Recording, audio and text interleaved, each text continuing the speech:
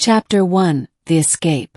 Princess Veyra of the Zorathian Empire stood at the edge of the royal docking bay, her silver eyes scanning the rows of sleek, organic warships, each one a masterpiece of her people's biotechnology. Yet none of them called to her.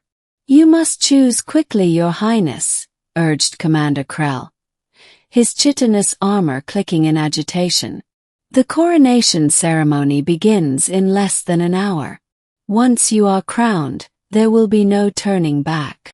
Veyra clenched her fists, her bioluminescent markings pulsing with frustration. She didn't want the throne. She didn't want the cold, calculated rule of her species, where emotions were suppressed and alliances were forged through ruthless logic. Then she saw it. Tucked away in a forgotten corner of the docking bay was a relic, a human vessel, a battered, boxy thing of metal and wires, its design crude compared to the living ships of her people. But it hummed with something hers did not: freedom. "That one," she declared. Krell's mandibles twitched in horror. That human scrap. "Your Highness, it's outdated, unshielded, barely space-worthy." "Exactly," Veyra said, a smirk playing on her lips. "No one will expect me to take it." Before Krell could protest further, she sprinted toward the ship, her bare feet slapping against the polished floor. The hatch hissed open at her touch. Humans, bless their trusting nature, rarely locked their doors. As the engines roared to life, the royal guards scrambled to stop her. But it was too late. With a triumphant laugh, Veyra punched the thrusters and shot into the stars. Chapter 2: The Human Stowaway. 3 days into her escape, Veyra was beginning to regret her choice. The human ship, Odyssey, according to its faded markings, was falling apart. The oxygen recycler wheezed, the gravity stabilizer flickered unpredictably, and the food synthesizer only produced something called nutri-paste, which tasted like regret. She was mid-curse when a clang echoed from the cargo hold. Veyra froze. She wasn't alone. Pulling a plasma dagger from her belt, she crept toward the noise. The hold was dim, filled with crates of forgotten human supplies. In movement, a figure lunged at her. She sidestepped, slamming the intruder against the wall.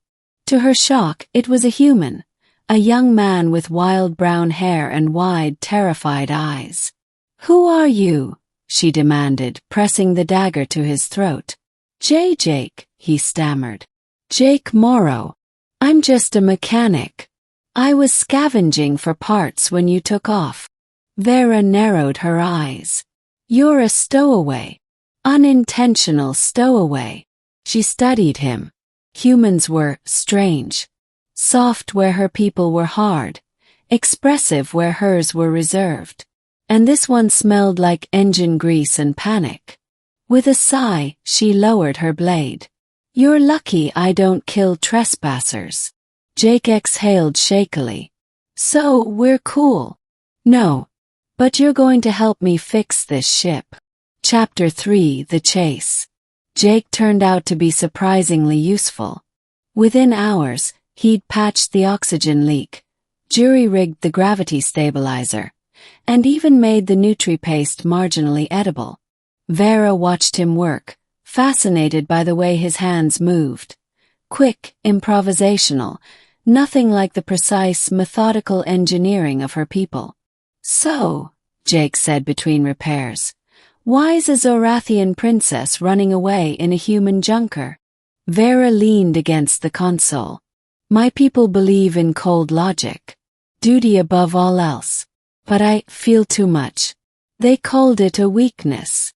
Jake snorted. "Yeah, humans get that a lot too." Before she could respond, the proximity alarm blared. "We've got company," Jake muttered, pulling up the scanners. A Zorathian dreadnought loomed on the screen. Veyra's heart sank. "They found me." Chapter 4: The Stand. The dreadnought hailed them. On the view screen, her father, Emperor Zorath, regarded her with icy disappointment. Return at once, Veyra. This rebellion ends now. She lifted her chin. No, Jake whistled. Damn. You're really bad at obeying orders, huh? The Emperor's gaze shifted to him. A human. You disgrace our blood with this association. Jake raised a hand. Hey, I'm right here. Veyra cut him off. He's worth 10 of your sycophants. The Emperor's eyes darkened.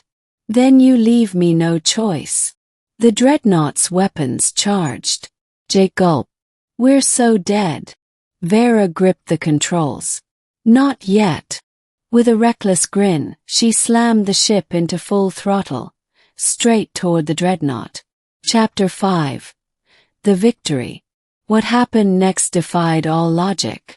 The Odyssey weaved through the dreadnought's defenses like a leaf on the wind, dodging plasma fire with impossible grace. Jake hooped as Veyra executed a maneuver no Zorathian pilot would ever attempt, a human trick, born of instinct, not calculation. Then, with a final burst of speed, they slipped into a nearby wormhole, leaving the dreadnought behind. Silence filled the cockpit. Jake stared at her. That was insane. Veyra laughed, breathless. It was perfect. For the first time in her life she felt alive. Epilogue. A new path. Weeks later, the Odyssey drifted near a human colony. Jake had become her partner, her friend. Maybe more. So, he said, what now? Veyra gazed at the stars. Now we fly. No throne. No empire. Just freedom. And that was enough.